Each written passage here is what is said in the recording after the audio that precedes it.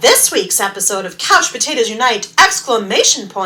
Is sponsored by Found Penny Studio. Found Penny Studio is exclusively fulfilling our Patreon Tier 3 merchandise perk by doing what they do best, creating to celebrate everyday moments like your favorite TV series. Check out Found Penny Studio's creations at foundpennystudio.com and find Couch Potatoes Unite on Patreon at www.patreon.com/couchpotatoesunite.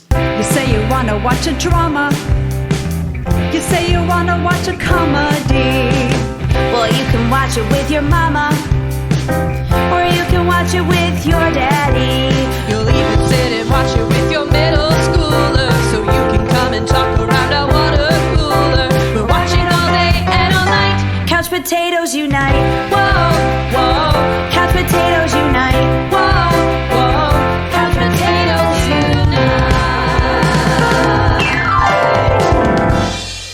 Hello and welcome to a brand new episode of the podcast entitled Couch Potatoes Unite! Which is based on a blog of the same name because we've become, essentially, Locutus of Borg, the best of both worlds, if you will. And you will be assimilated. Resistance is futile. Ha-ha! My name is Kylie and I love TV. If you feel the same, keep listening and or checking out our website, couchpotatoesunite.wordpress.com, as you're bound to find some common ground or something you like. For at Couch Potatoes Unite, we're all about the wonders and the unique long-form storytelling of the small screen. CPU, ! Hopes you've been following releases of brand new episodes of the podcast on Wednesdays, as well as new blog entries on some Tuesdays, and as always, we have several more new episodes on the way. Because the panelists and I live lives behind our podcast, the episodes are published once per week. Subscribe to the website or the podcast via iTunes, Apple Podcasts, Stitcher Radio, via Google Podcasts, Spotify, iHeartRadio, CastBox, and Amazon Music to stay on top of brand new episodes. Episodes already published discuss a variety of shows around the water cooler, including, but not limited to, Stranger Things, iZombie, Chilling Adventures of Sabrina, The Good Place, Game of Thrones, American Horror Story, Grace and Frankie, Mr. Robot, Charmed, and Riverdale. We've published several episodes in our Looking Back series covering such diverse shows as Sabrina the Teenage Witch, Freaks and Geeks, Rain, and Friends, plus new episodes are in the works including revisits for Altered Carbon, Doctor Who, Schitt's Creek, Westworld, Fuller House, Unbreakable Kimmy Schmidt, How to Get Away with Murder, Will and Grace, Marvel's Agents of S.H.I.E.L.D., The Crown, Supernatural. We'll be launching new panels covering the Breaking Bad universe, This Is Us, The Orville, Big Little Lies, The Good Doctor, Call the Midwife, and The Animaniacs. And because we look back at shows now past, we'll consider the moral implications and quick cancellation of Dollhouse. We'll travel through time and experience all sorts of identities with Quantum Leap. We'll thank the Golden Girls for being friends, and we'll cry bazinga for Big Bang Theory. By the way, did you know that CPU also from time to time goes live? We've been live from bunkers, comedy shows, Comic-Cons, and game stores, plus we're planning more live appearances and other cool stuff, including in these semi-quarantine times. So make sure you like or follow us at our Facebook page, our Twitter at CPU Podcast, our Instagram at Couch Potatoes Unite, or subscribe to our website, our YouTube channel, our Apple iTunes channel, our Stitcher Radio channel, or find us on Google Podcasts, Spotify, CastBox, iHeartRadio, and Amazon Music. In the meantime, if you don't hear a show in this podcast format, fellow panelists and I still write reviews and we always seek new panelists. So if you have any interest in joining the discussion, say hello by finding us at any of those outlets I've mentioned. At the very least, stop by and leave us a thumbs up, comment, or review. We like feedback, but feel free to send your input along Subspace Communique. Today's panel and I are continuing the biggest Looking Back series we've ever launched by request of one of our panel members and our second most involved panelist, by a hair, who made such an impassioned speech about this series at one of our live Comic-Con events, we were moved to embark upon this now continuing mission of galactic proportions. If you aren't already aware, from time to time, CPU will be choosing shows of all type, but usually of some fame or notoriety to reminisce about, and to consider whether or not they age gracefully, like an android obsessed with the human condition, or don't hold up as well, like an omnipotent alien being obsessed with testing the human condition. As such, this is another chapter of our Looking Back podcast episodes where we review a show that has been gone, either by natural end or cancellation, for some time. And this is but one chapter in a 30-episode or more series in which we will explore each individual season of a science fiction universe that comes back without never completely going away in cycles that have recurred for more than 50 years. Today, we offer you episode 8 of this mega series, which will cover the entire Star Trek franchise. In today's 8th episode, we'll be discussing the 4th season of The Next Generation. Each new episode in this new CPU podcast franchise will progress through subsequent seasons of all the Star Trek TV series with additional coverage of the films. Furthermore, our panel will be rotating moderation duties. However, your friendly neighborhood Chief Couch Potato and Captain of the Starship CPU is not ready to give away the helm just yet. I'm moderating today's discussion and the entire run of The Next Generation because this is my favorite chapter, and Chief Couch Potato, Privilege, TM, and stuff. Also, at various points in this mega series, we'll present top 10 best and bottom 10 worst episode lists around various themes chosen by the moderator in question, as we tend to do with our retrospective series. We can't get started without a plot refresher, though, so to remind you, gentle listener, Star Trek The Next Generation, or TNG, is an American science fiction television series created by Gene Roddenberry. It originally aired from September 28, 1987 to May 23, 1994 in syndication, spanning 178 episodes over the course of 7 seasons. Season 4 aired from September 24th, 1990 to June 17th, 1991, with a total of 26 episodes. The third series in the Star Trek franchise, it is the second sequel to Star Trek the original series. Set in the 24th century, when Earth is part of the United Federation of Planets, it follows the adventures of a Starfleet starship, the USS Enterprise D, in its exploration of the Milky Way galaxy. The Next Generation features a new crew, starring Patrick Stewart as Captain Jean-Luc Picard, Jonathan Frakes as Commander William Riker, Brent Spiner as Lieutenant Commander Data, Michael Dorn as Lieutenant Worf, LeVar Burton as Lieutenant Commander Geordi LaForge, Marina Sirtis as Counselor Deanna Troi, Gates McFadden as Dr. Beverly Crusher, and a new Enterprise. The series was broadcast in first-run syndication with dates and times varying among individual television stations. Today, in Part 8 of our many multi-part Star Trek series, our modestly sized crew of Enterprise faithful and Trekkers extraordinaire, namely Nick, Sarah, Kyle, and Michael, along with your very involved moderator, will talk about the finer and less fine points of Season 4 of The Next Generation. It should be noted that all of our panelists have viewed the entire Next Gen series and may discuss sensitive plot points, so for those of you who have not watched any of Star Trek The Next Generation, first of all, we'd be happy to beam you aboard, and second, if you plan to do so, listen at your own risk, as there may be major spoilers. Welcome back, panel! How are you? Awesome! Are you ready to discuss Season 4 of The Next Generation? Yes. As always. Awesome. So, of course, listener, if you've been following this Star Trek series, and we know some of you have been following it very loyally, you know that we don't do the character question every single season because we're doing so many seasons. And you know, these shows, most of them are not on anymore. And so there really isn't a need to go season by season with our character question. But what I'm going to have the panel do is remind you who they are by their first name and what character or characters they chose when we started with the first season of The Next Generation. And if you want the full context of the character scale, the standard CPU character question, which changes with each show we do, listen to episode, it would be 5, the 5th episode of our Star Trek series, or the first season of Star Trek The Next Generation, though we might refresh when we get to season 7 just to keep it going. But remind us who you are, who your character is, and we'll go from there. Nick. Hi, Nick. Hi.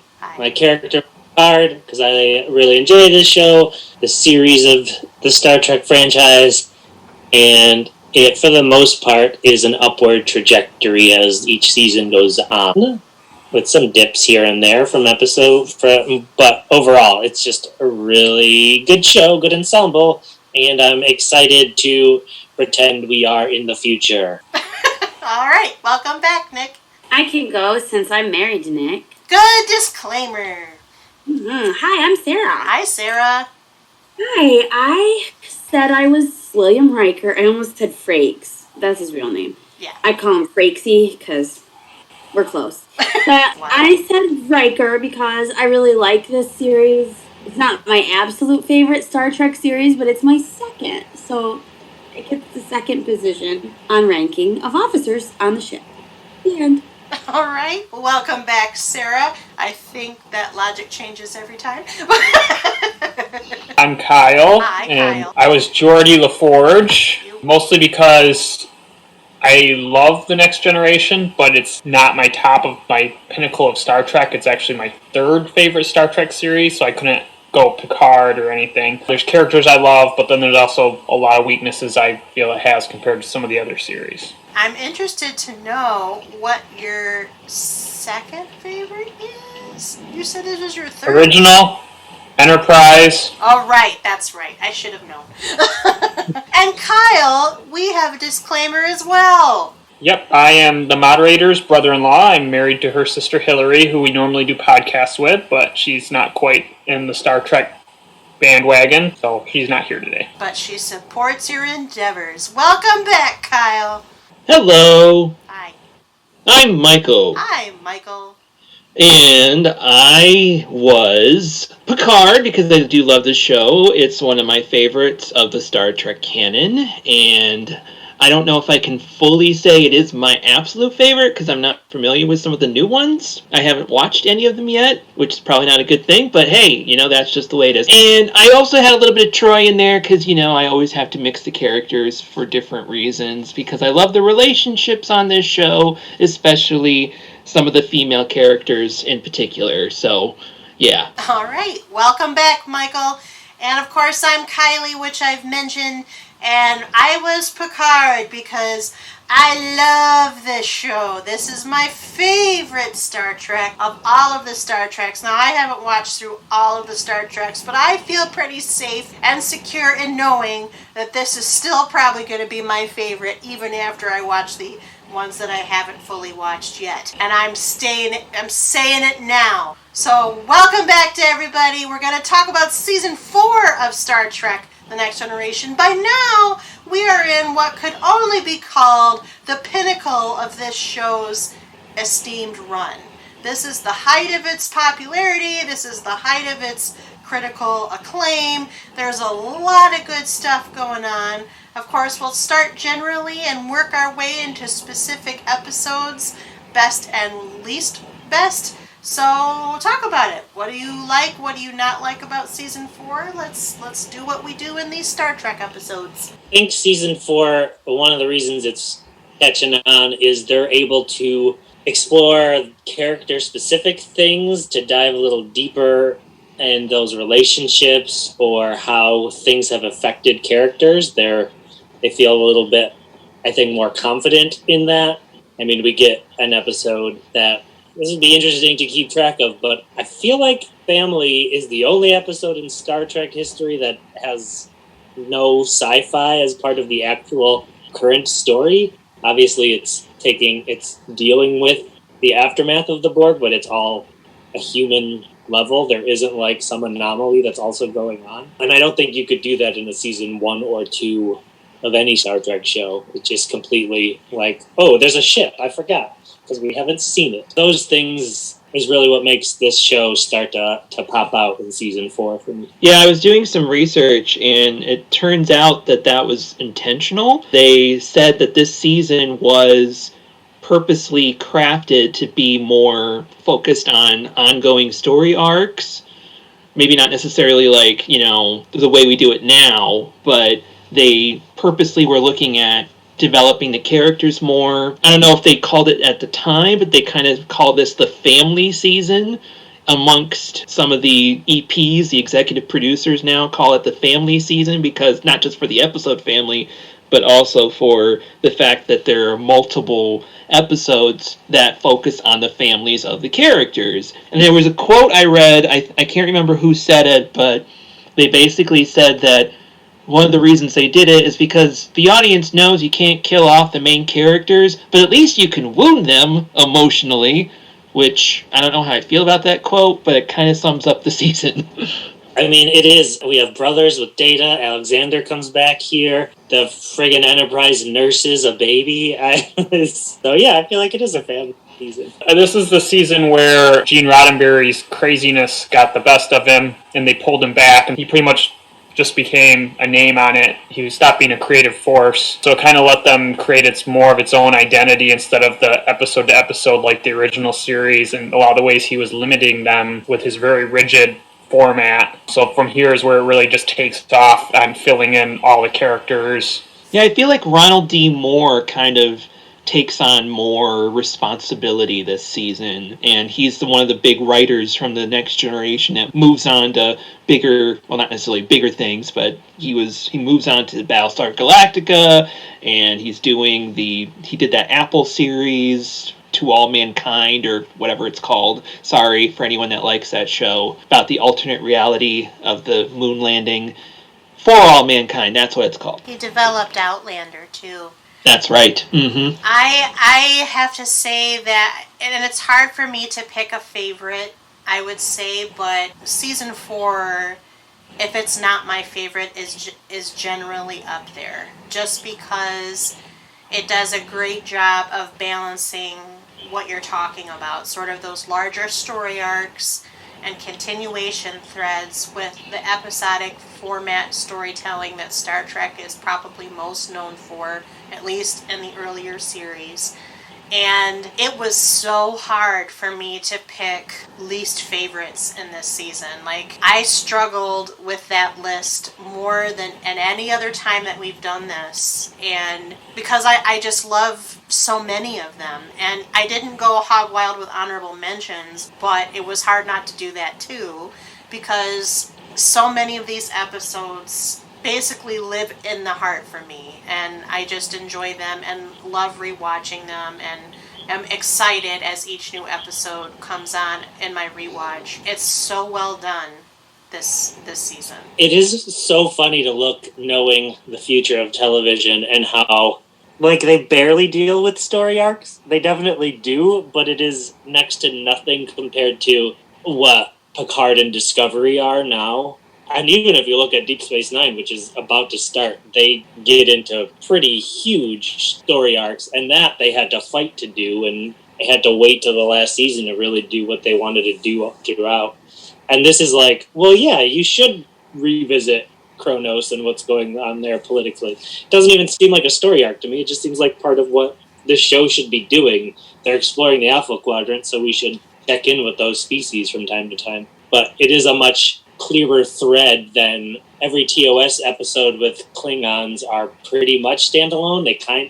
They're in a way can build off each other, but nowhere near what they're trying to do here. And it does help that Worf is a cast member, so there's even a bigger personal stake for a main character. Was there anything you didn't like about season 4? I mean, wouldn't really call, I mean, for me, it's just a personal thing because Troy isn't my favorite character. And they have a lot more episodes more focused on her. But even then, I wouldn't really call that a detraction because there are lots of people who love Troy. It's just my personal preference where I prefer the episodes that focus on Worf, which we do get a lot of great ones this season. But we also don't get as many, I feel like, as the previous season of Data episodes or in other seasons of Data episodes. Although we do get the Amazing Brothers. Michael raised his hand when Kyle mentioned people who like Troy. Yes, I raised my hand because I am one of them. I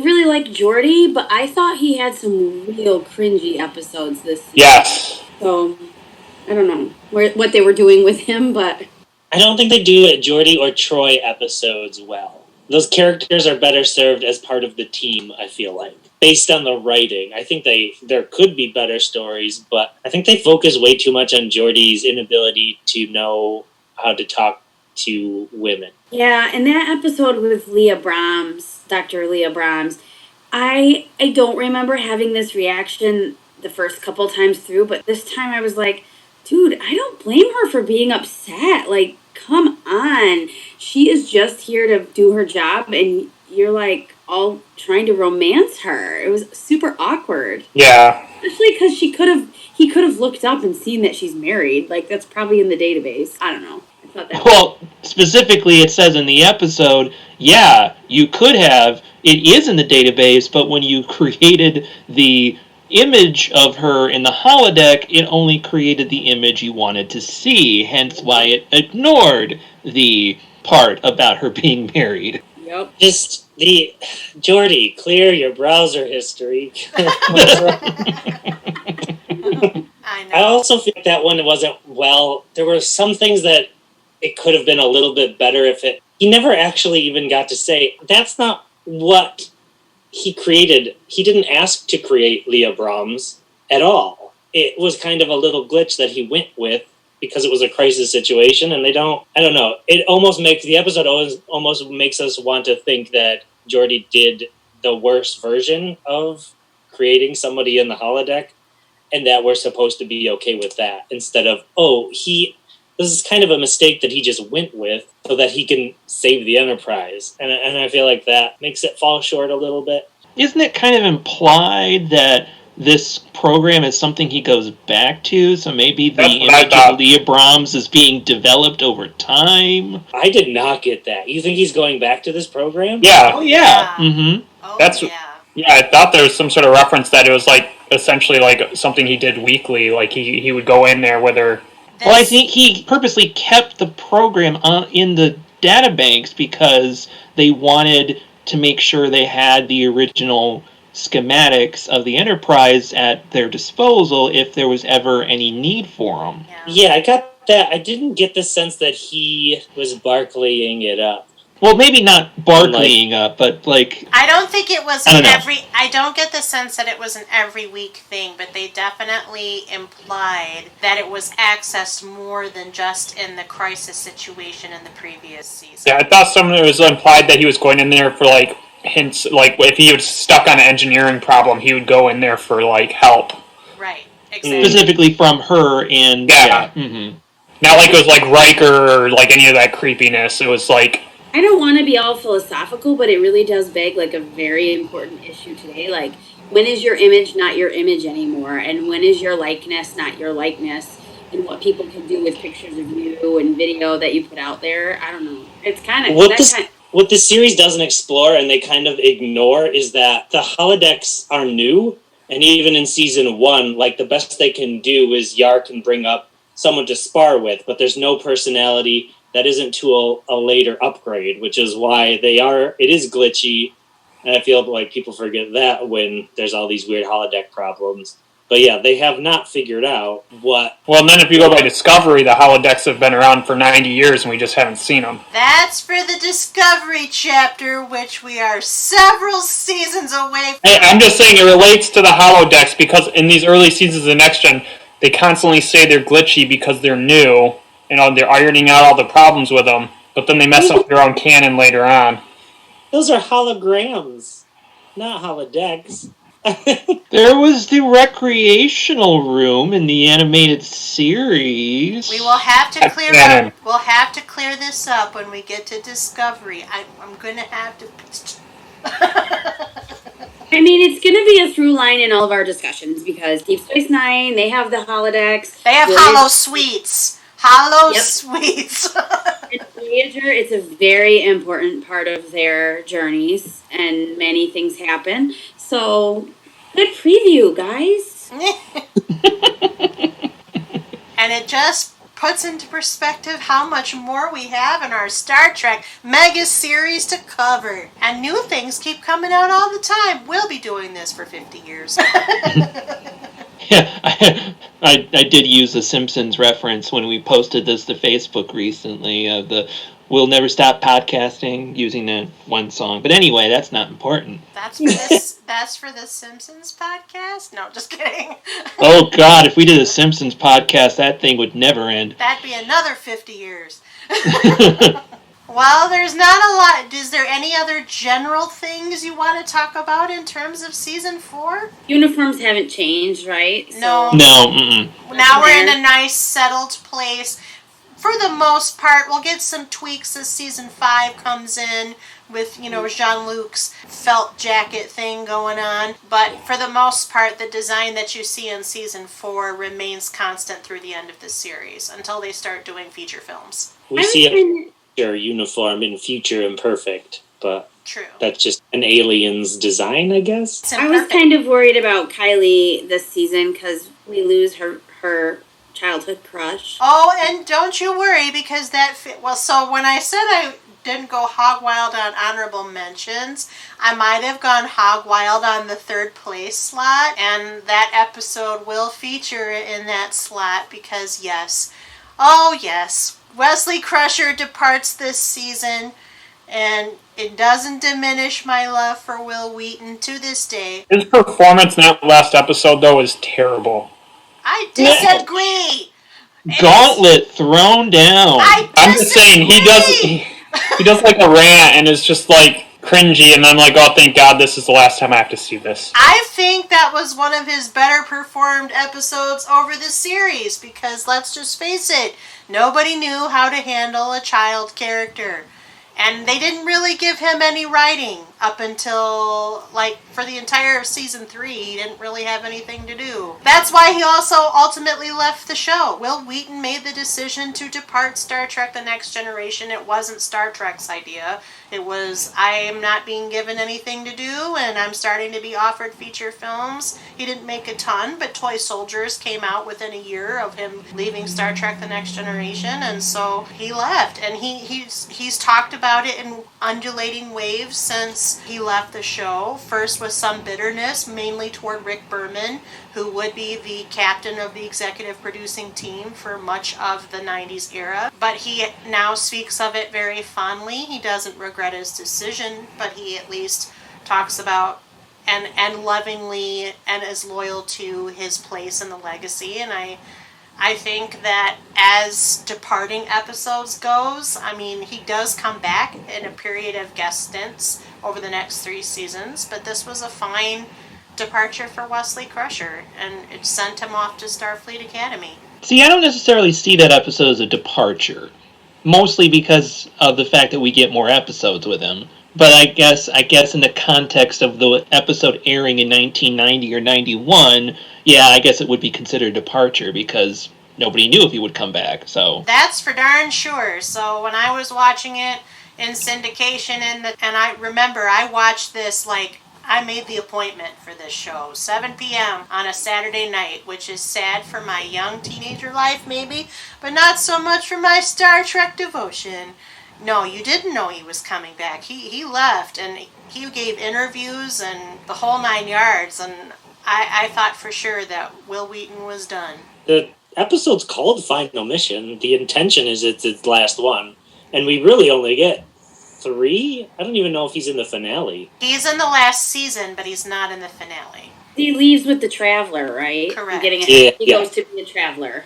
Yes. Yeah, I didn't know if he was in, you know how you're getting the encounter at Farpoint in the final episode. I didn't know if he was in those, like Chief O'Brien is. He was. I don't think they would have been able to do that, considering how much he had aged. No, that's true. Little did we know we would get a chubbier Data in the future, but whatever. That's not very nice. His face is puffy. He got older, jeez. The actor ages. Thank you for mentioning Final Mission. That will feature on my list. I think with such a big cast, though, overall, I don't necessarily notice or miss Wesley that much. I do like when he comes back, just like I not like when Denise Crosby comes back. It's just a nice callback, and it helps the show feel like a bigger part, or a part of a bigger universe. But I don't overall necessarily miss Wesley being there. I think we start getting more episodes focused on the other cast members, too, because there's fewer cast members. So I don't really mind that. Let's see, I like the trade-off of learning more about Miles and how they fill him in this season. And he becomes like a real character, which obviously continues into Deep Space Nine and whatnot. I think it's insane that Miles is Data's friend. Or no, Keiko is Data's friend. And he introduces them. And then in any episode afterward, it's like Keiko and Data don't know each other exist. Yeah. It's like, oh, did you forget that that's how you... He literally walks Keiko down the aisle, right? And then it's... Yeah, I don't know. That's a weird thing to me. Because when I rewatched it, I was like, I don't think they have any other interactions ever again. I think that's a weird episode, though. I mean, it's very tropey. Like... Data's Day? Yeah. Isn't it thought to be one of the worst episodes of the series in some way? Like there's I don't know, or is it meant to be thought to be better? I don't know, I feel like it has a The episode... Most Data-centric episodes are rated pretty high by most... Yeah. It's not one of the most popular Data episodes, but I don't think it comes in any worse lists. I mean, I think it's one of those, and season 4 has a lot of these episodes. It's one of those episodes that has a lot of little nuggets of backstory that seem innocuous and are generally one-off mentions, like Nick is already referring to. Like, how did we know that Data knew Keiko and that Data introduced Keiko to Miles? That was, you learn all of that in Data's day. But also some of the stuff that happens in Data's day fuels future story in later series like Star Trek Picard. So there's lots of interesting little character nuggets that come through. And like 2 episodes of this show go on to directly affect a movie, Star Trek Generations, which is a sequel to 2 episodes, Family and Brothers, the Emotion Ship, and then Picard's family in France, which obviously factors into the show Picard too. But in terms of like mythology, they're big episodes. And Generations too. Yeah. I don't mind. I didn't mean to say that I minded Data's day, but I thought that, like, Keiko was over the top in that episode, and it was very tropey to, like, the bride, and she's got cold feet, but she can't talk to the guy, so she talks to a friend, and I don't know. Yeah, but it isn't about her. It's entirely about Data and how he interacts with I do think I remember reading criticisms that Keiko doesn't quite act like herself, or like how she does in later series in that episode. Liked Data in that episode, just Keiko kind of. They didn't know what they were doing with Keiko yet. That was like one of her first appearances. So it was her. Yeah, it was the first. Oh, there you go. So they originally thought she was going to be the Wesley replacement on the bridge. Oh, really? Or Ro. Or is Ro already in here? No, she's not. She's introduced next season. Mm-hmm. Oh, as we learn about Bajorans right in time for Deep Space Nine. right. I don't know how I confused it, but apparently this is considered one of the better episodes of the series, not one of the worst. I don't know how I got that confused, so I apologize to everyone. It really is. If it's a Data episode, it probably sort of top list. And it has Data's name in it, so yeah. I mean, chances are if it features Picard, Data, or Worf at the center, it's probably in the better half of the series as a popular regarded thing. I like the fact that he dances in the episode. I like that they used Gates' natural dancing ability, yeah. Mm-hmm. Guys, Beverly's good at everything. She's like a doctor, researcher, immunologist. She's a dancer. She's their theater instructor. Like, she does it all, okay? She's a modern woman. And she was pregnant during the filming of this season. That's right, yes. She's kind of amazing. I always liked Gates McFadden. She said, I don't know how recent this was, but that when she auditioned, they basically said, which of these 3 parts do you want? She said, which one's the funniest? And I said, well, Beverly's pretty funny. And they gave her the scene from Naked Now. And she was like, okay, this is the funniest character. Oh, and then she's like, little did I know that was the last funny thing she would do. I was rereading the episode Remember Me, where she's basically doing everything in that episode and carrying whole scenes entirely by herself, that the writers and I think one of the director of the episode praised her after the fact, saying like she basically, that was one of her better performances in the entire series, because she was able to just take something so simple and turn it into something more than what was on the written page, because again, she has to carry everything for like the last half of the episode. She's literally just on the bridge of the Enterprise all by herself. Yeah, I would agree. And this concludes our Gates McFadden appreciation. No, I'm just kidding. Gates Ketchup Corner. We have it like every episode. Because some people love her. Waiting for her to be in Picard. If she doesn't, I mean, that's just criminal. a travesty. It would be criminal. Even just, yeah. But that's for the Picard part of our Star Trek mega series. Keeping us on task. We're introduced to the Cardassians this season. That's pretty important. That's true. That is huge. That is in this war that's apparently been happened that there's never been a mention of in 4 seasons of this show yet until now. Look, they were distracted by the Romulans and the Borg, okay? I was a little unclear of when this war happened with the Cardassians. And how small maybe it was, that it only affected the Federation in a little way. I don't know. I think it was a very short-lived war. But it's also convenient backstory for, again, the spin-off series Deep Space Nine. I do have to laugh that Sarah gave a face when we mentioned the Cardassians, so... Why? I can actually like them better than, like... I don't know. I don't never care for when the Romulans are around. They're just so sneaky. Because of Deep Space Nine, Cardassians and Bajorans get really, out of all the species introduced after the original series, I think they get a lot of time to play around and develop. Whereas the other things introduced in Next Gen, we don't get to see too many aspects of it. So it's more like the Klingons and Romulans and the Borg. I like all the enemy people, all the different races that the Federation goes toe-to-toe with. I like the fact that they're able to give different dimensions. I like the Romulans. I think they're not so much in this season, but in future seasons, season 5 particularly, I believe, is when the unification episodes are. There's some very good Romulan episodes, and they were introduced in the original series, but they're fleshed out a lot in the Next Generation, and their history to Vulcan and all that business, and so I like that. But I also like the Cardassians. They're new and different and militaristic and very concrete. That was my, I know. Conquery, that's my word that I'm using at this time. Yeah, Cardassians, woo-woo. They're Yep, gotta keep up with them. Oh, no. What? I don't understand why you're groaning. I don't get it. Yes, you do. I have no idea what you're talking about. Did. They're gonna be in DS9. We gotta keep up with the Cardassians. I mean, come on. Okay, let it go. Make like Elsa and let it go. This is Star Trek, not Disney, Kylie. We do, I don't know, if it's a continuation of a Star Trek tradition, we get Mark Alamo playing the first Cardassian, who they bring back to play a bigger Cardassian role. Similar to Armin Shimmerman playing one of the first Ferengi and then coming back to play Ferengi again. But he does a really good job, and that actor is why they have the neck ridges. When they were making up the makeup, they were like, gosh, your neck is just so big, we have to put something on it. Yeah, I remember when they did the 30th anniversary of Star Trek, TV Guide came out with this retrospective special issue that I have somewhere around here. And I think one of the articles in that special edition was like revisiting some of the more well-known character actors that have appeared on multiple shows, and he was one of them.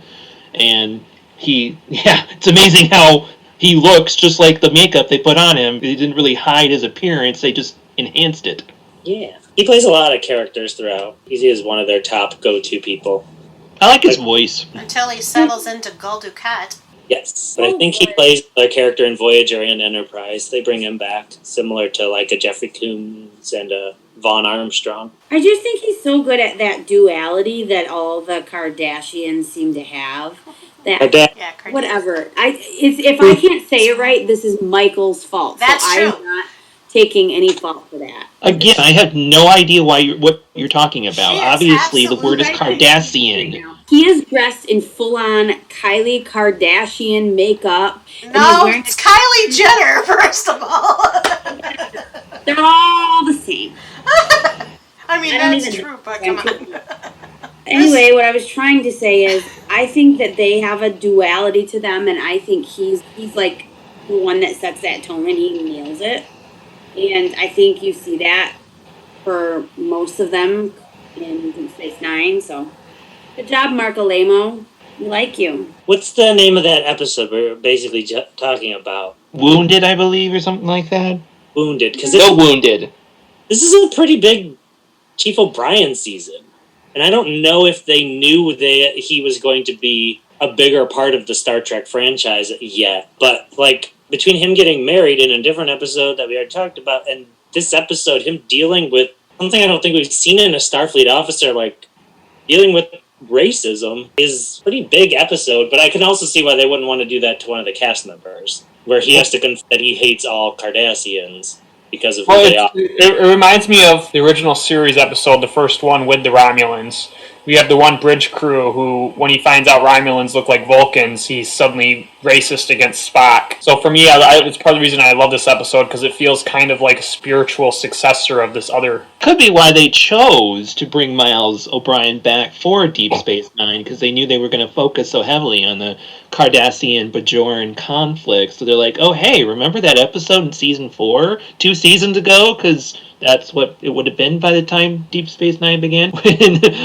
When Cole Meany was playing a racist guy against the Cardassians, there's good conflict. I mean, his racism is not as much as the captain that they bring in, but there's prejudice. Prejudice, that's a good one, yes. But they figured, oh, that's good conflict. And he acknowledges it, and I think they show it in a better way than they did in TOS, where the guy was literally like, yeah, you are related to this guy, so that makes you bad. But this, yeah, I don't know how much forethought they had with that, because this character being one of the few that knows war too, going into Deep Space Nine, pretty helpful. I don't think they had an inkling at this juncture of what they were going to do.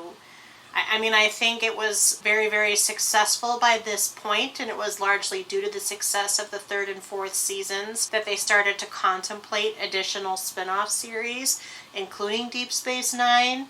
I think with some of the character introductions and and actors portraying those characters, like Mark Alamo, for example, they knew they had something and started to bring those ingredients into the other things, but I don't think they were mapping it out this soon. Yeah, we're getting close to that time, though, but I think you're right that we're not quite there yet. So is it time to start talking about our episode lists? Yeah, I mean, there's other episodes we could talk about, but I guess I was staying away from specific episodes in case they're on other people's lists. Well, and nothing precludes us from mentioning them if they don't get otherwise mentioned. But let's start with the worst. Now, I said it was hard to come up with the worst, but then I looked at the worst and I was like, now I remember these 3 actually jumped out at me. I kind of want to do my worst right now. Do them! So my absolute worst, least favorite, was Suddenly Human. Want to remind us? Yeah, you got yeah. If you're first, you got to tell what the episodes are. I was going to. I was pausing for dramatic effect. Did it work? I believe it's the one with that kid who's a human. Chad Allen is the actor. Oh, yeah, Chad Allen. He was on my pinup wall with Will Wheaton.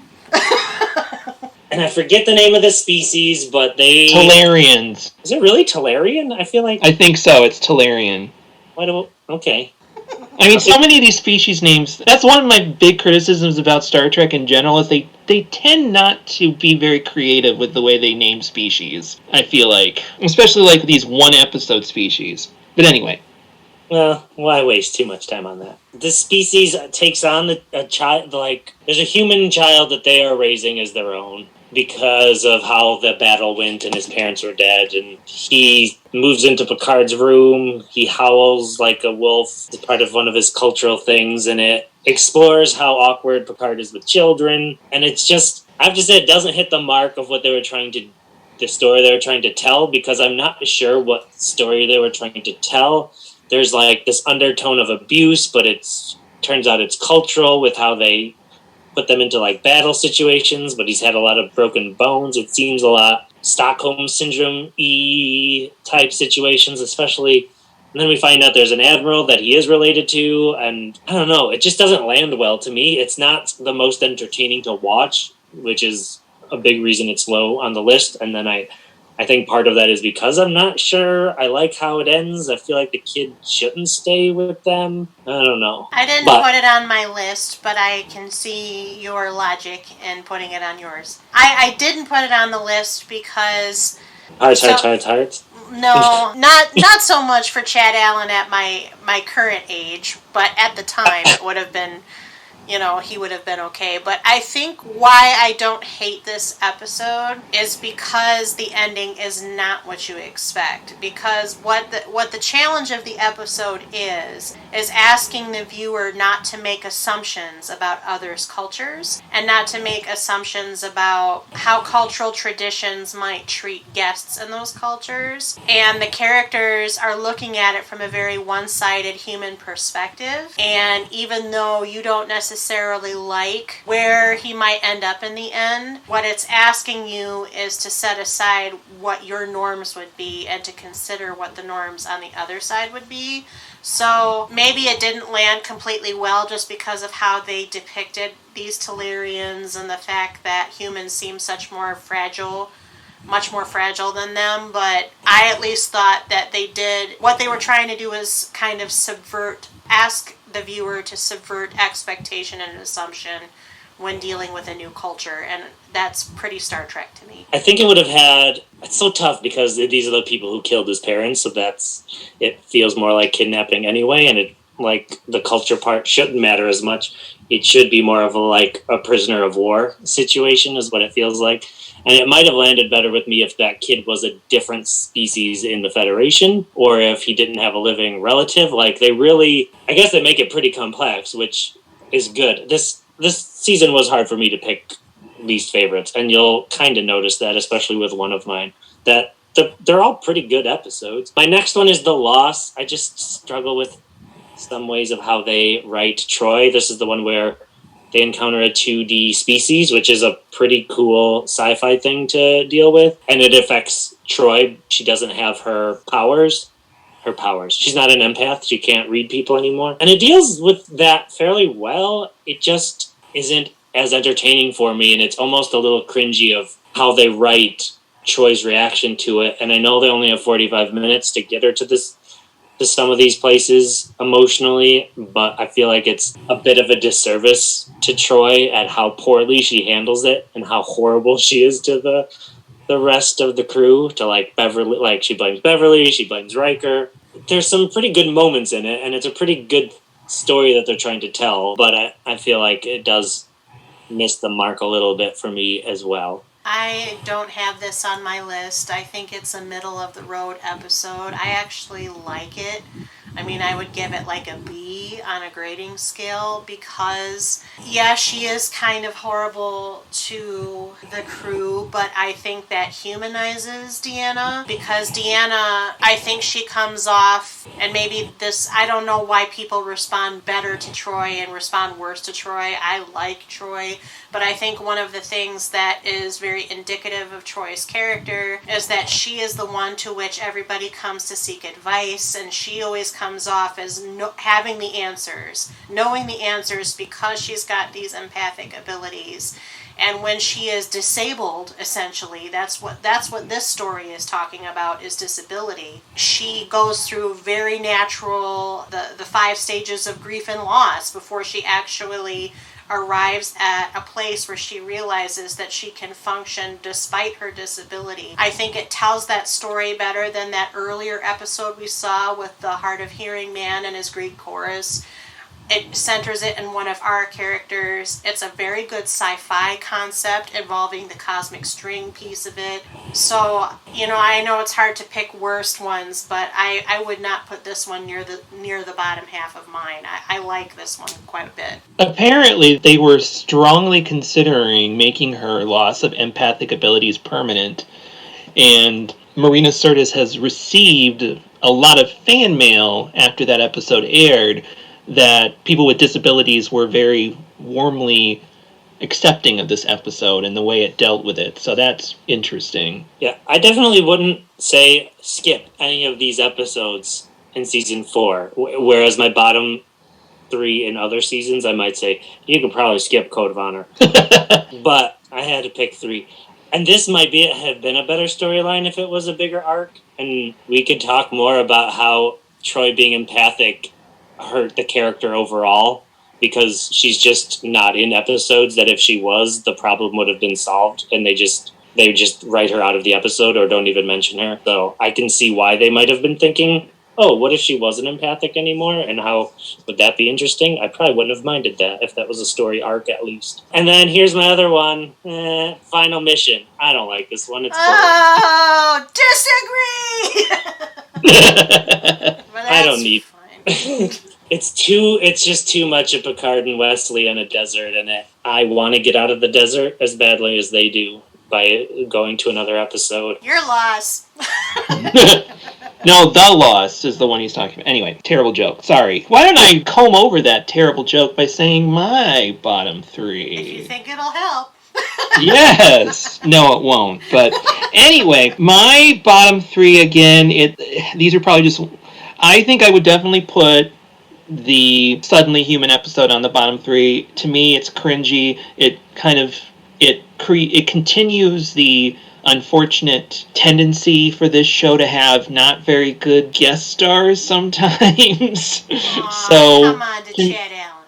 I mean, Chad Allen's not a bad actor. I mean, he was on Dr. Quinn Medicine Woman. He, he had an entire series of gay-themed mystery movies on made-for-TV movies. So, hey, I mean, that's awesome. He's gay in real life, I think, isn't he? Yeah, I think so. What's that? I think he's gay in real life. Yes. Mm-hmm. Yeah. I don't know. To me, it was very stilted acting. I mean, I guess it was kind of the character, but it just didn't seem like it was part of the character. I don't know. To me, there were some good things about it, but it's just not one of my favorites. And I think another one of my least favorites, these are in no particular order, is Devil's Due, which is the episode with the devil character. Kylie is clapping because apparently she agrees with me. I mean, we want to talk about campy guest stars. This is probably the epitome of campy guest stars right here. Yes. I mean, she's just like, I mean, I'm glad she never came back because I feel like they might have kind of wanted to do that at some point. Anyway, that's one of my least favorites. And I think my third least favorite might be First Contact. Oh my god. What? I don't know. I just don't like the First Contact type episodes, which is weird because First Contact, the movie, is one of my favorite Star Trek movies. But I just feel like when they do it in a TV, it just kind of, I don't know. It's not one of my favorites. I thought this was one of their better First Contact episodes. Isn't this the one where it's just Riker this time, and he's trying to talk them through it, and then they eventually discover that he's not one of them, and has sex with BB Newirth. Yeah! From Quantum Leap, yes. I don't think she had been on Quantum Leap at this point, though. What? She was at least Lilith on Cheers. Oh, wait, no, BB Newirth. Never mind. I'm thinking of somebody. I think there is a woman from Quantum Leap in this episode. You are correct. Yes, but I forgot a different actress name. That's okay. I just got very scared because... You're right. No, BB Newirth. I know who BB Newirth is because she is the great... She was in Chicago, the 98 revival. She was on Cheers, obviously. Yes, she was... I misheard you when you said the name. Fair enough. Okay, well, should I do my least favorite? Sure. In third place, I put The Loss. I don't need it. Don't care for it. Don't like it. Don't want it around. And, gosh, I'm a disability advocate. Boy, if you ever knew one. But I don't see the correlation there, I guess. That's all I'll say. But I guess if that makes people feel comforted, great. My number 2 is Final Mission. Oh, wow. Real dull. And the one guy, here's my main thing. I don't like the writing for the one guy that, just will do anything to get to the water, and he won't listen to sense. And it's just come on, dude. Just stop being such a jerk. So I don't like that one. My least favorite episode, I know I'm going to get flack for this. I'm just ready. I'm ready. And Nick knows what I'm about to talk about, but I don't care. It's the hosts, because I just can't. I can't. So this is the first time we see the Trill, who I love, as a species, but I don't like what they did with this, and I'm sorry, I don't care who you are. Please don't get into my friend's body and think I'm gonna do sex with you. It's not gonna happen, sir, that I've known for 3 weeks. That is not okay. And I just didn't care for it. I was so upset by this. I was losing my mind. I mean, Nick, do you want to chime in here about how upset I was? It made her irritable that Beverly and Riker have now had sex. Yes, gross. Beverly and Troy go and talk about it while they're doing their space aerobics. They are friends. They sat there in 10 forward, and Troy was like, well, I really think it doesn't matter, and you should just go for it. What? Okay, now I don't like that episode much either, to be honest with you, because I think more from my perspective is the way that it's more of a hindsight thing, where in hindsight, because most of the Trill stuff they introduced in this episode eventually ends up being non-canon, so it doesn't conform with what the species becomes in later episodes, but that was, I guess they can't really be critical of that because they didn't know what they were going to do with the species, but in hindsight, I don't like it for that reason. But in defense of your criticism of the show being like, well, that's weird, I feel like this 24th century is supposed to be more sexually liberated, so they might have been like, well, hey, it's not a big of a deal. And more to the point, at least as it relates to the Deanna Beverly scene, Deanna and Will are not together at this point. They have a very explicit agreement to be platonic while they're serving together on this ship, and they have maintained that. At least they maintain it through this season plus a couple, but... Listen, no, okay, whatever, fine. They still call themselves Umzadi or whatever, so I don't, they gotta circle back to that at some point. But I also don't care for this because Will can't consent to this sexual act. That's not appropriate. I don't think that's an issue with him, considering his holodeck experiences. I just think you should just say, like, he's open to anything. No, just because you say yes once doesn't mean yes every other time, guys. Consent matters. I think it's weird. And then this person is your doctor forever? Come on. This is getting into some very interesting territory about whether consent with Trill species in general, because... I don't get the sense... I don't know. I don't get the sense that the symbiont has 100% control of the host at all times. I think they make that perfectly, explicitly clear. They try to state that so that this question of consent is less of a thing. Well, then I think it comes down to what you said about this not being canon. Because I do think that's true in Deep Space Nine, but I don't think that was clear here. And I think it's very gross.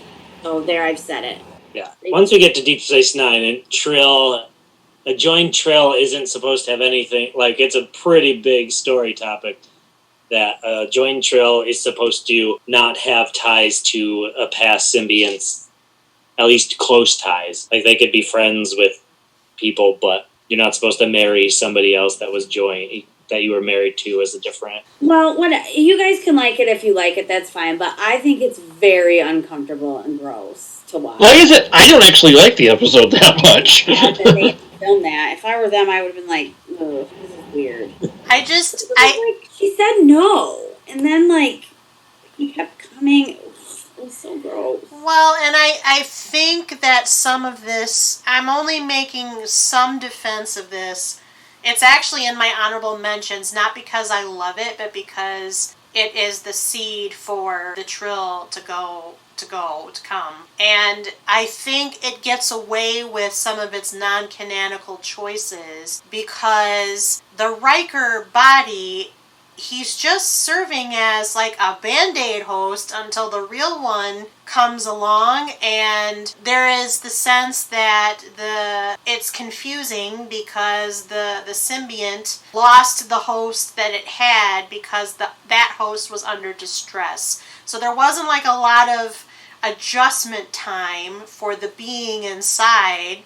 And then really that episode is less about the Trill character himself and more about Beverly and how she's reacting to the situation. And I think it's one of Gates McFadden's better performance pieces, which is also why I put it on my honorable mention. So I'm not going to argue with you, but I there's just some stuff that goes into it that I'd ask you to consider. So... Apparently. And I knew. This is why I hate saying my least favorites, because nobody ever agrees with me, and that's fine. I've accepted that. I'm always alone, and that's fine, but I don't think there's anything that you could ever say to change my mind. I think it's one of the worst things that I've seen on TV ever. Wow. Because I just feel like she kept saying no to this guy, and he was like, no, it's okay, I'm the same person. Ugh, that's so weird. And there is some argument that could be made. I mean, that Star Trek does not exactly have a really good history with LGBTQ stories. And though it doesn't really get into it too much, the ending of the episode is where the Trill is eventually joined to a female host. And Beverly's just like, I don't know. That's kind of weird. It's like, it doesn't exactly fit in well with the history of how they handle LGBTQ issues. Yeah, they but walk the line. It's a small thing. They walked the line, and she didn't act offended. What she said was, I can't make that adjustment, which is a perfectly legitimate... Valid. Yeah, I mean, if we're already talking about how weird it is that the symbiont goes from host to host to host, and it can make the adjustment, she already had to work through it being Riker. I think that they make that point very clear. I don't think she's expressing a prejudice there, and I think they deliberately kept that piece of it at the end so that they wouldn't have to get into it, but I don't think they were mistreating it or otherwise undercutting some sort of progressive storyline with it. I think, it's more about how Beverly reacts to the moment with this very unusual species, the likes of which had not been introduced into the series of series before. So, again, I'm not making an impassioned love the host. I'm just saying some of the logic is explainable in context of what they did with the episode. And apparently the original idea of the episode was that it was just the diplomatic part, and all the writers were like, this is the most boring crap I've ever seen. We need to add something to make this more interesting, which is why they turned it into a love story for Beverly. Well, I think they would have been right by that, actually, but if they had just focused on the diplomacy, I don't know how they would have gotten what they got out of the Trill storyline at all. So she makes it pretty clear that it's not that it's a female body, it's that it's the host keeps changing.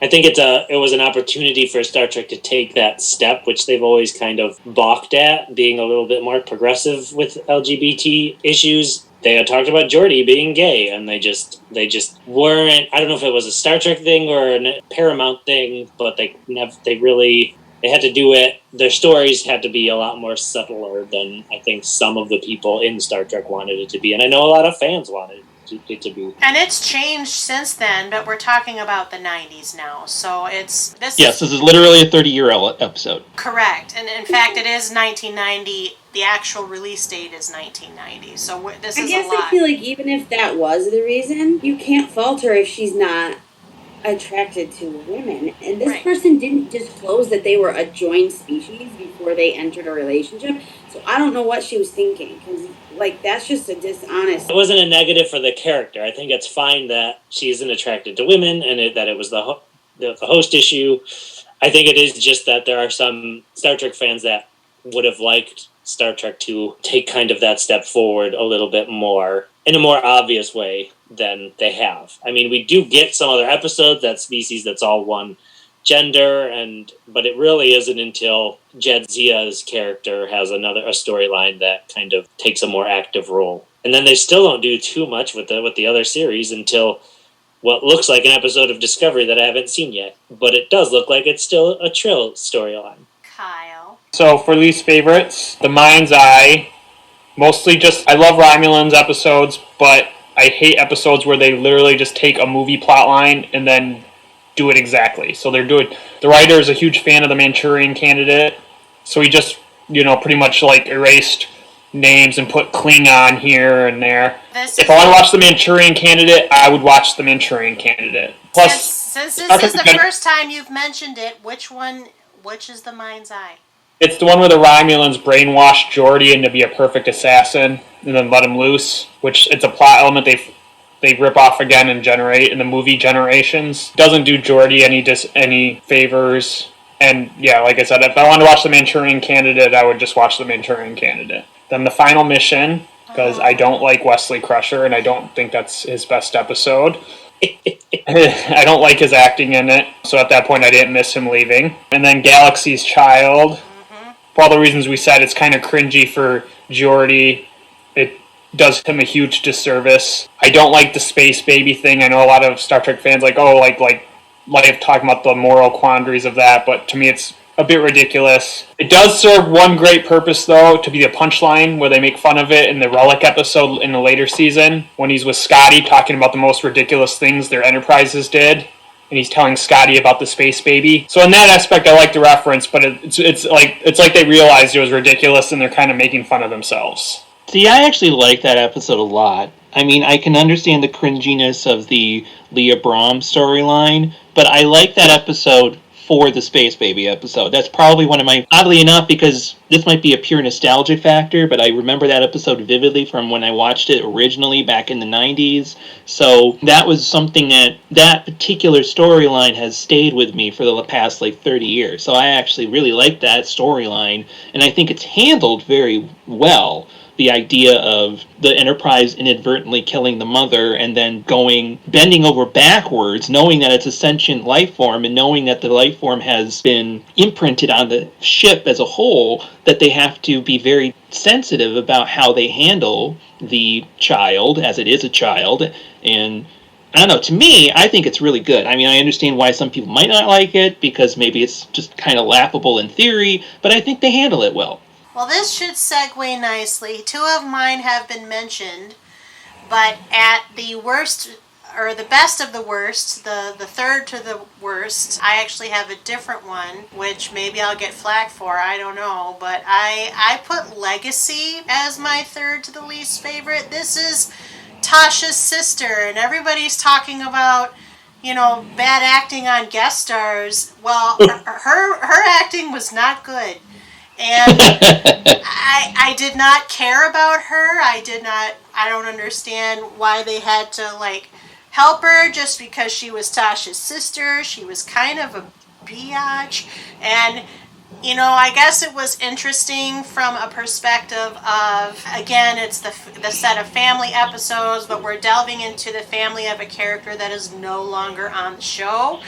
And we're getting depths of the relationship. They're sublimating, they're projecting onto her, and I don't know. It was just, it's not terrible, but it's not my favorite. That actress is what I like to call Linda Hamilton light. Yeah, Diet Linda Hamilton. Not really Linda Hamilton. She looks a lot like her, and I had to look it up just to make sure that it wasn't her, but it's not her. It's literally the same hairstyle from the 1984 version of the Terminator. I know. And same color. I would agree with you, Kylie. That one was low on my list. So much potential. It would have been nice to find more out about Yar's sister, Yar's planet, but they just didn't do it in any kind of interesting way. And I feel like they knew it wasn't interesting, because Picard even says, it doesn't matter if she's your sister. We're going to deal with this mission like we would any other. You never trusted her for a second, and so you weren't surprised when she ended up to be, not good. I really wish they could have written it differently where we, trusted her, or she was vulnerable, and I don't know. Or she had earned the trust over the course of the episode. Again, not one of the strongest. I'd rather watch that than Final Mission, but... That was fighting words, although I'm unanimously outvoted for Final Mission. That's going to make the best list interesting.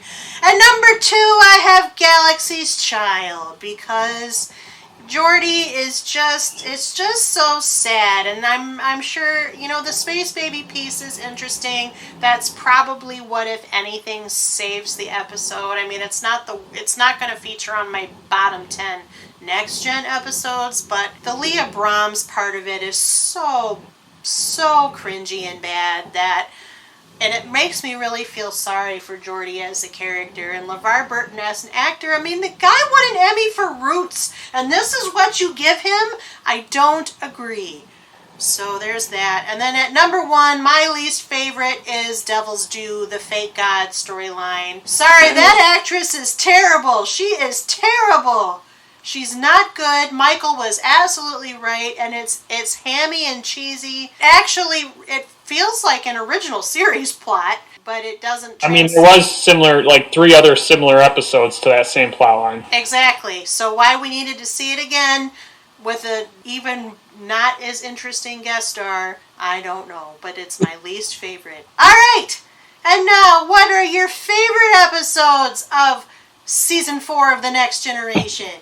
Okay, do we count. You can do it however you want to do it. Here's what's tough. Well, let's go with my number 3, maybe. Remember Me, obviously, is for me because of Beverly Crusher. I think it's an awesome sci-fi story. I enjoy that we get to see the other side of Wesley being a genius and it causing problems, which is a nice dynamic to see. But I love Crusher's unending commitment to the scientific method with keeping her sanity, like especially when it gets down to just her and Picard, like this whole ship just for the two of us. I really do enjoy it. It edged out Brothers for me for my number 3. My second one is Half a Life. It's nice that they do something more with Loxana. She's not just the punchline, even though they still will kind of revisit some of her same. Summarize the plot of Half a Life. This is the first time we've mentioning it. Half a Life it focuses on Loxana Troy and David Ogden Stiers plays. He comes in as a doctor, yeah. Dr. Timison. The Enterprise is helping them to do something to save their planet, and it turns out this species has a tradition that dates back to when they couldn't really care for all their elderly to euthanize humanity. Ritual suicide at age 60. Yes. So it's just Star Trek all over the place. Other people's culture, what's right, what isn't, who's to decide what's right, and then because the guest star is amazing, and Loxana Troy, it's just a different light for her. It gives her some dimension that really is nice to see. We also get who plays Ro? Michelle Forbes. Thank you. She plays Timison's daughter. It's just got a nice arc. I don't know. I really enjoy that one. So that was my number 2. And then does Best of Both Worlds Part 2 count like that? I'm going to. Yes. Okay. Mm-hmm. That's my number 1, is that it was an amazing part 1, and it could have easily just fallen apart, and I don't think it did. I enjoyed that 2-parter really well. As a solid unit, it's the best 2-parter in the whole series, I believe. I agree. Yeah, I will piggyback off of one of yours because that is part of my top 3. Again, I think these are in no particular order, but kind of there's an order to it. 3 for me. My top 3 are very on brand. I don't know how well you actually know me, but I'm sure you could probably guess what some of my top 3 are going to be here. My number 3 is Clues. Clues is the episode where the entire crew of the Enterprise, they like fall unconscious for like 30 seconds or 30 minutes or something, and they don't know how it happened. And so they spend the entire episode trying to figure out, well, how did they lost all this time. Oh my goodness. And it's just like, I love mystery episodes on this show because I just think they're really cool the way they take this mystery and they use their brains, and it's just like intellectual porn because it's like they're smart people at the top of their game figuring things out, and it just makes me so happy that they come together, they figure out a mystery, and everything's hunky-dory at the end and it goes back to normal. It's so cheesy in a modern TV sense, but I love it. I loved it then in the 90s. I can remember watching this episode multiple times because my dad used to videotape the Next Generation. I think it was 7 o'clock on Channel 3 in our market on a Saturday. So we would watch it, and it would be, my dad had this huge sound system, so it was always like high definition, best stereo sound ever, to the point where you could hear the humming of the Enterprise on the speakers. And so I remember watching this episode multiple times, and that, I don't know, so it's probably more of a nostalgia thing. But number 2, I think, would be Half a Life, because Loxana Troy is one of my favorite characters on this series. The best guest star by far. Well, maybe not the best guest star, but one of the best guest stars on The Next Generation. And I think this is one of her best episodes, the way she becomes she's more warm in the way she deals with Timison, and she's not like, yes, she's attracted to him heavily, but she's not like fawning over him in a kind of a weird cougar way. It's more of just like, oh wow, you're an interesting person, and I think you're a wonderful man, and I want to spend time with you, but now you're dying, and that's terrible, and I don't want you to die. I don't care about culture. I want to be with you. And I also think it's really cool that this is apparently one of the few episodes in the series where it focuses mostly on the guest stars. And Deanna doesn't actually deal with her mother that much in the episode. Apparently, this was something that Marina Sirtis was very happy to do. Don't know what that says. So I think that's a really great episode. And my favorite episode, again, probably purely for nostalgia reasons, is Cupid. I love Bosch. I think this is one of the better, lighthearted, silly episodes because it takes place in a Robin Hood world, and it has one of the best lines of the entire series. I am not a merry man. But I just love Vosh. I love Q, obviously. I mean, Q has always been one of my favorite characters on this show. And I will easily, if I had to pick just one episode of Star Trek The Next Generation, I don't know if this would be it, but this is definitely one of the ones I would consider just watching randomly, being like, oh, I should watch that one again. Cupid is great. I'll go next. So for favorites, Data's Day. Obviously, Data, I've said it before, Data's my favorite character, but more importantly, when I originally watched The Next Gen, I didn't really care about Miles O'Brien. And then in more recent years, getting a better appreciation of Deep Space Nine and seeing him on that show, I now love that character. So now that we're going back and rewatching these, I'm appreciating some of these episodes better. Because before, it's like my mind would kind of tune out when he was on screen, but now that I care more about the character, the episode has much more meaning for me now. And Brothers, obviously, because I love Data. More importantly, the emotion chip, which is a huge factor going forward all the way through the movies, Picard, everything. So just to summarize real quick, because we haven't really done that, Brothers is where Data meets his father, Dr. Noonien Soong. Yes. And then who should also appear but that wily Lore. And it just also, it's funny just seeing Brent Spiner get to play 3 characters in one episode. I know some people make fun of his acting as a Noonien Soong, but I thought it was fine. I mean, the guy's super old. And then number 1 is obviously Best of Both Worlds Part 2. Those 2 episodes I would recommend is the definitive 2 episodes of The Next Generation for anybody to watch. The crew is great. Patrick Stewart nails it, and it has literally The Next Generation's best villains. I'm flipping back to that list. Okay, my honorable mention is Brothers. I like any time that Data is like seemingly disobeying, but we don't know why. I really enjoy that scenario. He's a threat to Pip. Right. Well, it happens again. We're going to see it happen in my second favorite. But my third favorite, I put Remember Me. My second favorite is Clues, and that is also where Data is disobeying a direct order, which I love. But he's kind of not disobeying a direct order because he's obeying a previous order. We don't know. We don't know what he's doing. He seems shady. And my favorite is Half a Life because I think it's a very good episode and it's a very interesting moral dilemma. I really liked the point where he said, why would I have other people finish my work when I'm still alive and I can complete my work and I have more to contribute? And is this before or after Dr. Kevorkian? It's contemporaneously, actually. Okay. It's just starting to kind of come to the forefront in the early 90s. Yeah, and this story was based on other short... Let me see if I can find what the short story is called. But it's been addressed before. Oh, Pebble in the Sky by Isaac Asimov. Right. And we're like, Sarah, that's duh. But that's... And also there was a Twilight Zone that had a similar situation. Are you able to summarize Pebble in the Sky by Isaac Asimov for anyone that might not be familiar with that story? Never read it. Haven't read any Isaac Asimov. So many in this house. I know. It says it depicts a future Earth in which the inhabitants will also be required to end their lives at the age of 60, just as depicted in the alien world of this episode. Ooh, everyone read it. Go read it and then tweet at us at CPU Podcast and tell us if we should read it, and then we will read it, and then maybe we'll do a book club with you, the listener, who has tweeted us. All right. Well, I don't know where Nick went, but that's...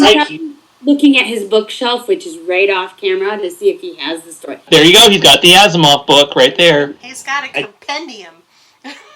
He has all of them, I think. It's part of a trilogy that also turns into the huge Asimov universe that combines 3 of his trilogies, which none of them remain trilogies. So, next.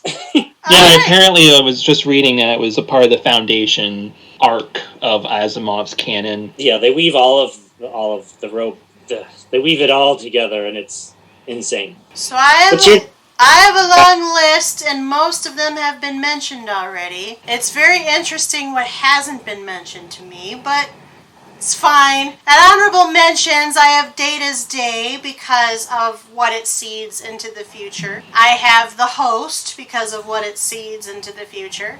And I have Half a Life. A lot of you liked Half a Life a little bit more than I did, but I still enjoy it quite a bit.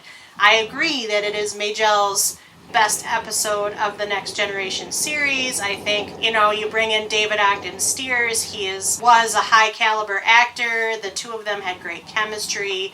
It worked out very, very well, and I think it's one of the more notable episodes of the series. However, I don't love it as much as these next ones. At number 3, I have a 1, 2, 3, 4, 5-way tie. And you'll see why in a second. Okay, in that case, I'll add all the Klingon episodes as a tie for my... Well, you can't do that. You already spoke. Can we describe to the listener the look that Sarah just gave you via our online meeting here? Whatever. I mean, She's the look into the giving me camera looks. can only be best described, I feel like, as the look that Anthony Perkins gives the camera at the end of Psycho. Did you just call Sarah Norman Bates? Listen, I'm a rule follower. I followed the rules. It's tied at 5. Tied at 5. Okay. So right. Tied at 5. Also, it's my game. Tied at 5. Including... Whoa. So counting your honorable mentions, Those are isn't tied. about half of the season? Yeah, isn't that like 10? It's close. It's very close. She did say that this is one of her favorite seasons, and she had a hard time picking a bottom 3, so... Yeah, I've been planting these clues the whole time. Follow the clues. I mean, I just picked a top 3 based on nostalgia factor and my personal biases, so I mean, I could easily have picked another completely separate top 3. Well, I did the same thing. It was just really hard. One of them is Final Mission. Take that. Imaginary mic drop. I like Wesley Crusher. I don't care. I will defend him. And it was The 1 in 5 Star Trek fans actually likes that episode. and Isn't that I'm the the ratio? one, so I don't care. I can be different, and you all can kiss my butt. Okay, next one is Cupid. I like because it's Q, and I can't, even though it's this one is a little on the stupid side, but it's very memorable, and Vash is in it. I do enjoy Vash when she comes around, and I don't know, it's hilarious. It's memorable. It's one of the ones I remember watching live because it's Robin Hood, and that has that nostalgia piece. I also put Brothers because this is the best Data episode for me of the season, and it is Brent Spiner playing 3 people in the same scene all by himself. I mean, the guy is so underrated. I also, for this slot, put Family because this is the one where Picard has to go recuperate from being a Borg in the vineyards of France, La Barre, France. And I just think it's a really good Patrick Stewart piece. The man that they cast to play his brother is a character actor from the way back. They have a great dynamic, and it's one of those. He's my favorite character. It's one of those emotionally well done episodes. And then I also put Reunion because you get little Alexander coming through for Worf, and it's a good Worf story. He's got a good emotional beat. So those are my 5. And number 2, I have Redemption Part 1. This is the season finale. Kyle kind of snuck it in there with his, okay, I'm going to make all Klingon stuff, but nobody really mentioned it. And this is where Worf is going to try to get his family honor back, and they go back to the Klingon homeworld. I really love the season finales and the later seasons. I think they're all really good cliffhangers, and Redemption is a really good cliffhanger. Is it as good as number 1, The Best of Both Worlds Part 2, as the tie-off to season 4? No, but It's up there for me. And of course, I love the Best of Both Worlds. I talked about it at length in the last episode. I will repeat my love for it. At the time when you were watching it brand new, you did not know what was going to happen. You did not know that Jean-Luc Picard was going to actually emerge unscathed from being a Borg. And the final moments of this episode and of this arc are so well done, just so poignantly well done, especially because it's Patrick Stewart and Brent Spiner, and they're trying to wrestle him away from the collective consciousness. And these two episodes inform Jean-Luc Picard's entire character arc from here on out. I don't know what else that could be said about it. I think it was inspired Star Trek writing, and it remains, it holds up. It holds up to this day. So those are mine. I don't care! Family is often considered like Best of Both Worlds part 3. So, I mean, like the epilogue to the two part. Yeah. I find it so, no offense, I don't even remember that episode. I don't find it... Family or Best of Both Worlds Part 2? Family, but I didn't pick Best of Both Worlds Part 1 either. Those just aren't my favorite. I don't not like them, but this season especially, there's not a lot that I hate. Mm-hmm. Exactly, yeah, that's the thing. Piette is not one of my favorite, but just like Kylie said, it's just kind of stupid. But, I mean, it's hard to not like a Q episode. It's a flimsy premise that he wants to help out Jean-Luc by doing something that annoys him greatly. I read that they were trying to capitalize on the Robin Hood Prince of Thieves popularity and the Robin Hood Men in Tights. Like, they were trying to do a Robin Hood, because that was pretty popular at the time, and so... Well, I'm not sure Men in Tights had come out yet. I'm quoting the IMDb, so I'm not... Again, that's not really the best source, but But Patrick Stewart is in Robin Hood Men in Tights.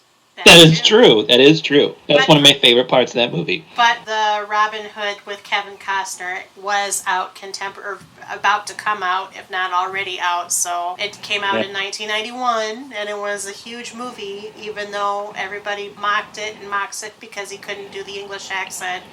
It was wildly successful. Buoyed by Bryan I love that movie. Adams' I absolutely song. adore that movie. Everything I do it for you. Mm-hmm. True story. Men in Tights is 93, so... I'm going to tell you a story real quick, and you can take it out if it's boring. But my mom took us to see Robin Hood, Prince of Tights in the theater. It was the summer, I remember. Prince of Tights? Prince of Tights. That was the mashup of both. Prince of Thieves. And I did not want to see that movie. My brother and sister did, and my mom's like, well, you got to go with the majority. I was so terrified of it. The Witch. I saw in the theater, my grandma took me, and the witch that the sheriff talks to, oh my god. And they tried to cut off the hands at the beginning. There's so many things in there as a child that I couldn't with. And I spent the whole film with my head, like, in my sweatshirt. And some of my mom's coworkers were there, then they saw us, and they were like, is she okay? And my mom was like, I don't know, she's fine. I never quote it. Watched again for like 20 years. I like to quote this part. I'm going to cut your heart out with a spoon. Why a spoon, sir? Why not something sharper? Because it's dull, you twit. It will hurt more. The late great. That's one of my favorite lines. I watched it and quite enjoyed it. I think it's a great film. But at the time, I was like so traumatized. I don't need to see it. I'll just rewatch Men in Tights.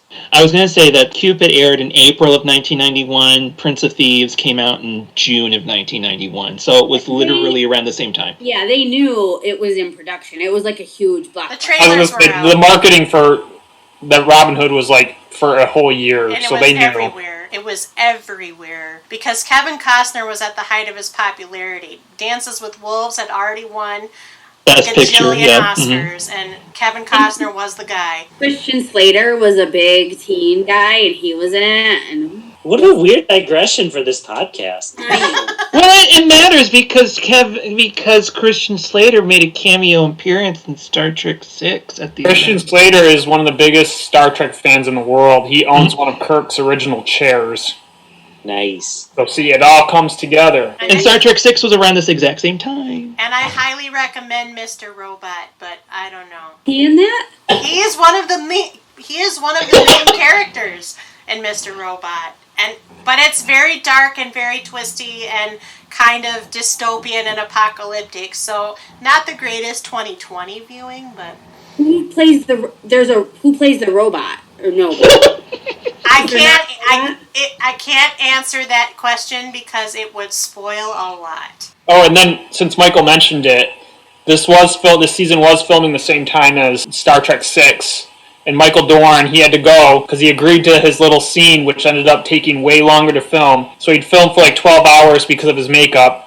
They'd rip his Worf makeup off, and then put on his other Worf makeup, his his other Klingon, his grandpa version, Worf's grandpa's makeup because of his different ridges, and then he'd be filming night scenes for that movie, and then pretty much get a couple hours of sleep, and then refilm for Next Gen the next day. So kudos to him. I just think it's always funny to listen to Michael Dorn talk in real life because he doesn't talk like Worf. He puts on that voice. He actually has kind of a higher cadence, and he's, of course, not so serious like Worf.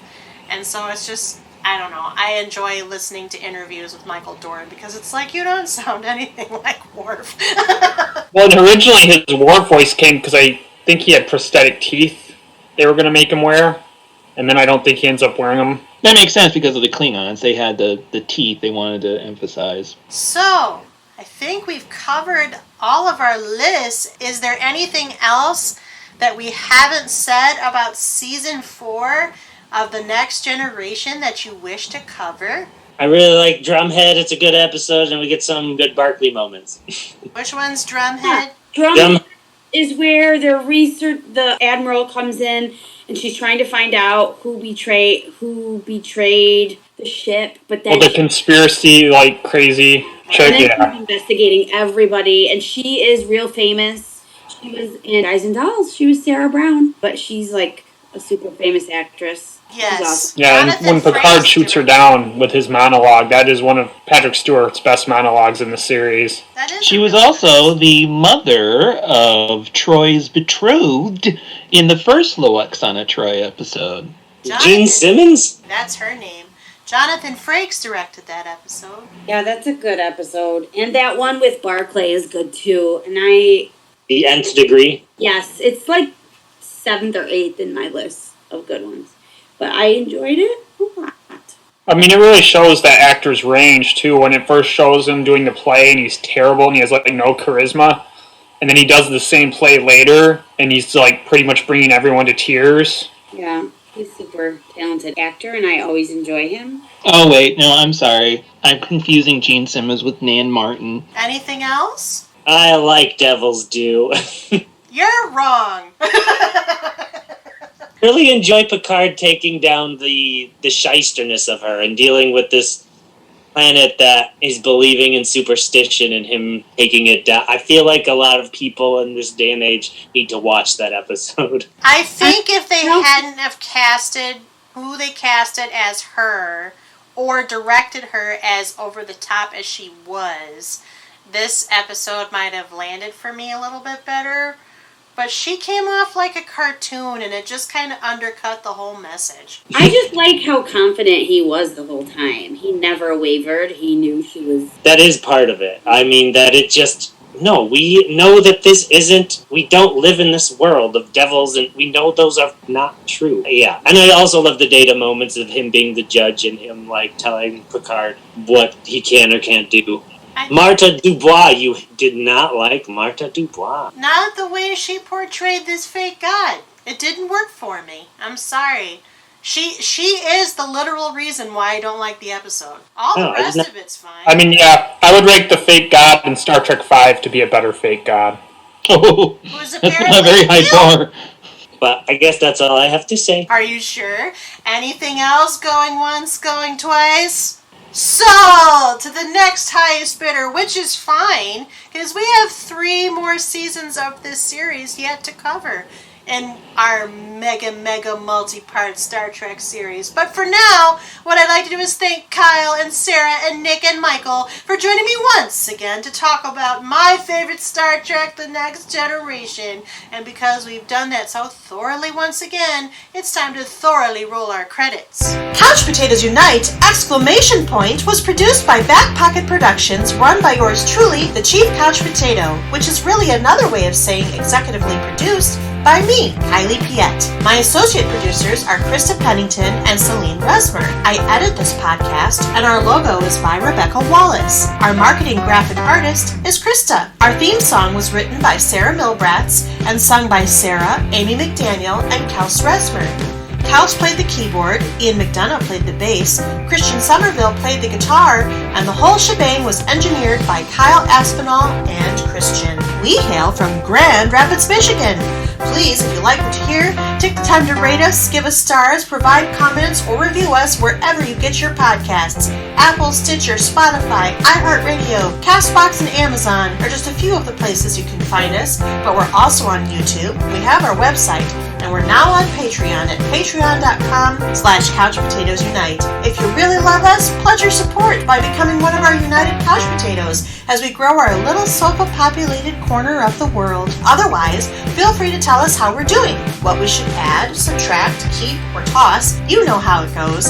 And if you have suggestions for shows we might consider, contact us at our website where we have a guest book, by email at couchpotatoesunitepodcast@gmail.com, our Facebook, our Twitter at CPU Podcast, our Instagram at Couch Potatoes Unite, our Patreon, or wherever you get your podcasts. Though, of course, we add new and old shows to chat about around the water cooler all the time, and always have new episodes coming down the pipe. Just listen to our intros. If you miss old episodes or want to know in general what shows we cover, just search for us.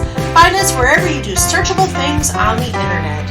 Don't forget that exclamation point, or contact us via our website, our email, our social media accounts, and our Patreon to stay up on all the new events and episodes by our humble little podcast, Couch Potatoes Unite! Exclamation point. Until the next time, all the Trek series of the past, with the exception of Discovery and the animated series, and Picard, well, anything that's new, is available just about every streamer you can think of, so we're not going to give preference unless one of them chooses to sponsor us. We're still waiting. In the meantime, our Star Trek 50 Plus series will next reconvene to discuss the 5th season of The Next Generation and Part 9 of this Looking Back series shortly sometime soon. So until next time, until next episode, new episodes are published every Wednesday. Keep listening, keep watching, stay tuned! Bye-bye.